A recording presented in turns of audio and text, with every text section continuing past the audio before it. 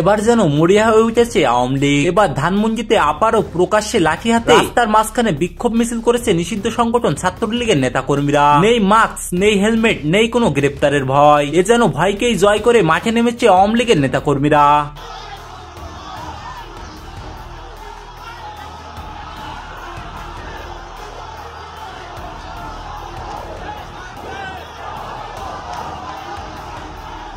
একের পর এক বিক্ষোভ মিছিলে ইউনূস সরকারকে কি বার্তা দিচ্ছে আওয়ামী লীগ? 5 আগস্টের পর এত ঘন ঘন মিছিল এর আগে কেউ কখনো দেখেনি, কিন্তু এবার নির্বাচনকে সামনে রেখে রাস্তায় নেমে একের পর এক বিক্ষোভ মিছিল করে বলতে গেলে ইউনূস সরকারকে ওপেন চ্যালেঞ্জ করছে আওয়ামী লীগ। আওয়ামী লীগ হলো প্রাচীন দল, এই দলকে গুমের ভয় দেখিয়ে লাভ নেই। এই বার্তায় যেন ক্ষমতালোভী ইউনূসকে দিতে যাচ্ছে আওয়ামী লীগ। আওয়ামী লীগ ছাড়া নির্বাচন কখনোই সম্ভব না।